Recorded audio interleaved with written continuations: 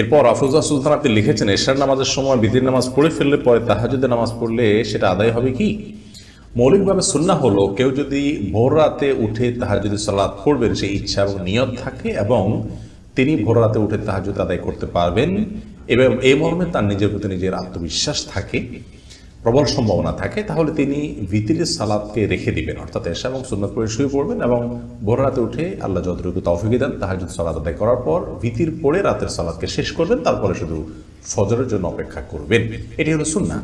কারণ নবী করিম সাল্লাল্লাহু আলাইহি সাল্লাম বলেছেন, এই যে আলু আখরা সালাতিকুম বিল্লাইলি বিতরা, তোমাদের রাতের শেষ সালাত হিসাবে ভিতরের সালাতকে তোমরা রাখবে, অর্থাৎ ভিতরের সালাত দিয়ে রাতের সালাতকে পরিসমাপ্ত করবে। এই জন্য এটা হলো সুন্নাহ। ভোর রাতে আপনি তাহাজ্জুদ পড়বেন এবং ওঠার সম্ভাবনা প্রবল আছে, এরকম হলে আপনি ভিতর পড়বেন না, বরং অপেক্ষা করবেন।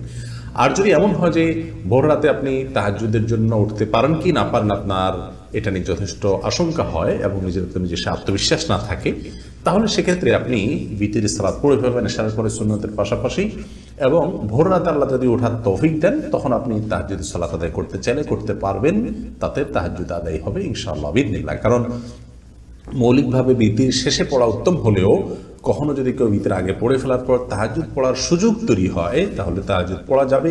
এই বিষয়টিও হাদিস দ্বারা স্পষ্টত প্রমাণিত আছে।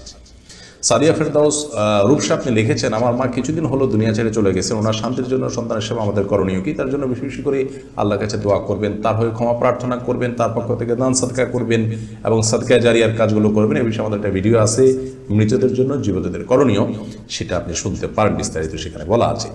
এরপর সুরাইয়া সুলতান লিখেছেন, আমার পরিবারের কয়েকজন ইসলাম গ্রহণ করেছেন, আমার আর ভাইয়ের এক ছেলে এখনো বাকি আছেন, দোয়া করবেন যেন তারাও ইসলাম কবুল করেন।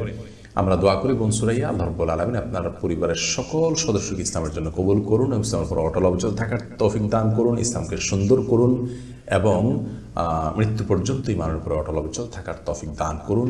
দুনিয়া এবং আখিরাতের সকল প্রয়োজন আল্লাহ তাআলা পূরণ করে দিন। সব ধরনের ফিতনা থেকে আমাদের ঈমানকে আল্লাহ রাব্বুল আলামিন হেফাজতে রাখার তৌফিক দান করুন। এরপর প্রশ্ন করেছেন মুক্তা আক্তার, আপনি লিখেছেন, মা বাবা জন্মের পর আকিকা না দিলে সন্তানের জন্য এখন করণীয় কি? মা বাবা জন্মের পর আকিকা না দিলে অনেক ওলামাদের মতে আর এখন কিছু করণীয় নাই, যদি মা বাবা বেঁচে না থাকেন বা তাদের দেওয়ার সুযোগ না থাকে। আর যদি দেওয়ার সুযোগ থাকে তাহলে তারা বড় হওয়ার পর আকিকা দিতে পারেন, জায়েজ আছে। তবে সুন্নাহটা ছুটে গেল, সপ্তম 14তম বা 21তম দিনে দিনে আকিকা করার সুন্নাহ, সেই সুন্নাহটা আদায় হলো না আর কি।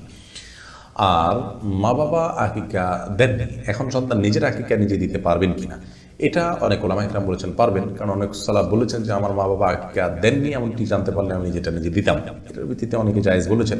আবার অনেকে বলেছেন যে আকিকার এই কাজটি মূলত বাবার জন্য প্রযোজ্য হয়, এটি সন্তানের জন্য প্রযোজ্য হয় না, যার কারণে বাবা যদি না দেন এবং এখন আর বাবার দেওয়ার সুযোগ না থাকে তাহলে আর এটা দেওয়ার দরকার নেই।